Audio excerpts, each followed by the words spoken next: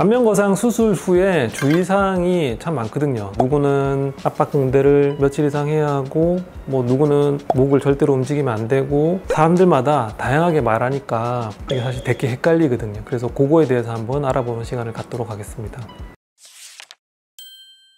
안녕하세요. 눈도 리프팅도 아이팅 성형외과 김종규입니다. 안면거상 수술하고 나서 이제 대표적으로 많이 얘기하는 주의사항이, 첫 번째는 압박하는 거죠. 안면거상이나 큰 수술했을 때 상상하시는 그 모양 있잖아요. 붕대를 얼굴에 칭칭 감는 거. 압박을 왜 하냐면 우리가 피가 날 때 누르고 있으면 지혈되잖아요. 그러니까 수술이라는 과정을 통해서 안쪽에 피가 날 수 있지 않습니까? 그래서 전체적으로 이렇게 눌러주는 거죠. 근데 이제 그거를 해야 되냐 말아야 되냐에 대해서 말이 되게 많고, 결론적으로는 성형외과 교과서나 뭐 책들에 나와 있는 기준으로 볼 때는 필요가 없습니다. 압박 드레싱은. 그게 왜 그렇냐면 아무리 꼼꼼하게 강하게 눌러놔도 피가 찰 사람은 찹니다. 그 말인즉슨 압박하는 게 피가 나지 않게 하는 효과는 없다라고 보는 거죠. 근데 왜 의사들은 그렇게 열심히 압박을 하느냐? 일단 제일 큰 거는 안쪽에서 박리 후에 생긴 상처 부위에서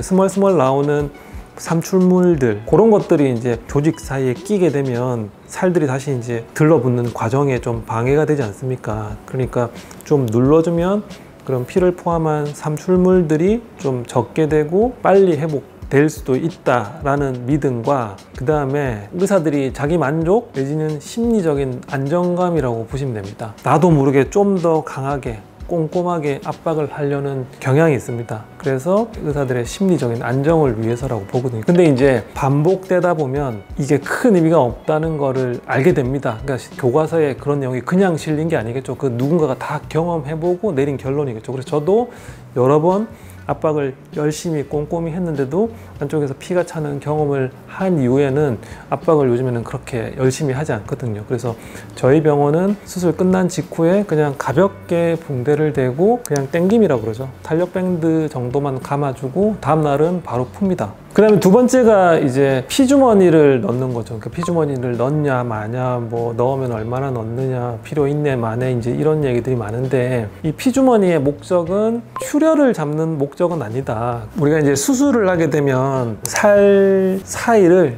이제 칼로 가르겠죠. 그래서 없는 공간을 만들어내는 거고, 그거를 이제 꿰매잖아요. 그러니까 안쪽에 생살에서 나오는 진물이나 피 같은 삼출물, 이런 것들이 빠져나올 구멍이 없으니까 그 공간에 차게 됩니다. 그런 것들이 많을수록 붓기나 멍이 심해지거든요. 그래서 수술 후에 발생하는 삼출물들을 빨아내는 역할을 하는 거다. 이게 생각보다 양이 많거든요. 그러면 다시 피부가 바닥에 달라붙는데 방해되는 요소기도 하고 감염 같은 거에 취약할 수도 있습니다. 그래서 그런 것들이 고이지 않게 계속 빨아주는 역할을 하는 게 피주머니라고 생각하시면 됩니다. 이걸 하고 있으면 확실히 붓기나 멍이 덜해서 회복기간이 빨라진다는 장점이 있습니다. 근데 저는 개인적으로 피주머니를 굉장히 선호합니다. 확실히 피주머니를 한 이틀 정도 하고 있으면 붓기나 멍이 덜 하거든요.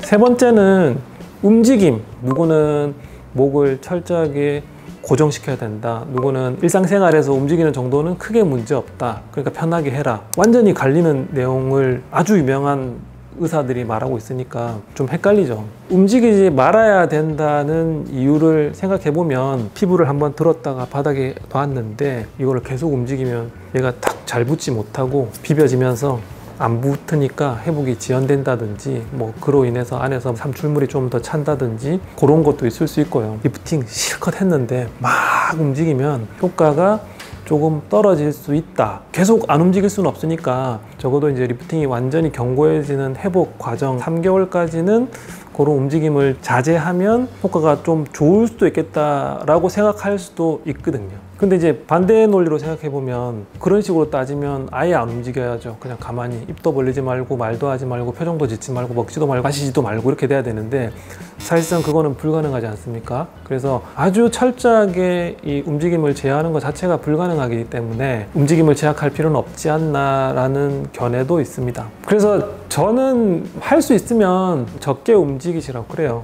움직임을 적어도 한 달 정도는 조금 조심하면 좋지 않나 라고 생각합니다. 그리고 그거보다 좀 더 실질적인 거는 수술하고 나서 피가 나는 경우가 한 번씩 있거든요. 수술할 때 피 나면 지혈을 하긴 하지만 그런 임시 지혈은 내 몸이 완전 지혈을 할 때까지는 좀 불안불안하거든요. 순간적으로 혈압이 오르는 상황에서는 그 지혈된 부분에서 다시 피가 날 수 있습니다. 실제로 안에서 출혈이 나버리면 피주머니 주위에 피떡이 금세 자리하면서 구멍이 다 막혀요.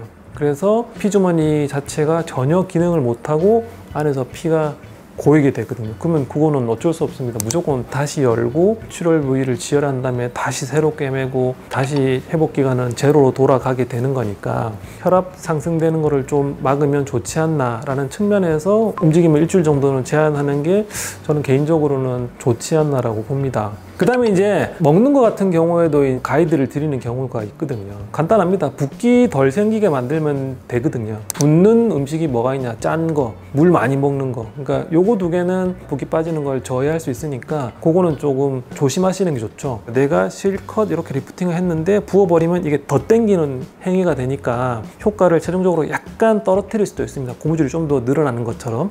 그래서 붓기는 최대한 적게 생기고 최대한 빨리 빠지는 게 결과에도 긍정적으로 작용한다. 그래서 내가 할 수 있는 한도 내에서는 음식을 싱겁게 먹고 수분을 내가 건강을 위해서 하루에 2리터, 3리터 먹는다. 그러면 그거는 좀 그런 식으로 안 하시는 게 좋다고 생각합니다. 그 다음에 이제 뭐 염색 같은 경우는 저는 개인적으로는 한 달 정도 지나면 크게 문제 없다고 봅니다. 근데 이제 간혹 상처가 다 아물었더라도 그 화학약품이 닿았을 때 좀 약간 따갑다고 하시는 분은 계신데 사실 뭐 그 자체는 뭐 크게 문제가 없는 것 같아서 염색은 뭐 한 달 오면 크게 문제가 없는 것 같고, 그 다음에 격한 운동은 혹시 모르니까 그런 건 한 달 정도 이후에 하시는 게 좋을 것 같습니다. 근데 이게 어디서부터 잘못된 얘기인지 모르겠지만 수술하고 나서는 이제 일주일 동안 물 닿으면 안 된다, 이 얘기를 진짜 환자들한테 듣는 거 봤거든요. 근데 사실 상관없습니다. 그래서 일반적으로 상처 자체는 봉합 후 48시간이 지나면 어느 정도 다 막히거든요. 붓는단 말이죠. 그래서 물 닿는 거는 크게 문제가 없습니다. 성형외과 레지던트 때부터 듣는 얘기거든요. 얼굴은 염증이 잘 생기지 않고 오히려 흉터를 좋게 하는데 초점을 맞춰야 한다. 그래서 약을 막 덕지덕지 발라가지고 있는 것보다는 물로 깨끗하게 상처를 유지하는 게 훨씬 좋다라고 많이 배웁니다. 그래서 안면 거상이든 눈 수술이든 수술하고 이틀 뒤부터 물 닿는다고 문제 생기는 경우도 전혀 없으니까 저희 병원 같은 경우에는 수술하고 이틀째부터는 샤워나 머리 감기, 세안 다 하고 있습니다. 그리고 이제 간혹 해외에서 오셔가지고 수술 받으시는 분들이 비행기 언제 타도 되냐고 말씀을 하시더라고요. 사실 기압 변화는 크게 문제가 되진 않거든요. 수술하고 나서 피주머니를 단체로 뭐 비행기 탈 일은 없지 않습니까? 그러니까 피주머니 뽑고 나서는 비행기 타는 거는 크게 문제가 없습니다. 근데 이제 걱정이 되는 시기는 좀 넘긴 후에 집으로 돌아가시는 게 좋으니까 어느 정도 간격을 두고 비행기를 타라 말씀드리는 면도 있습니다. 그래서 오늘은 그 안면 거상 후에 뭐 관리, 뭐 회복에 관해서 자세하게 알아봤습니다. 눈도 리프팅도 아이팅 성형외과였습니다.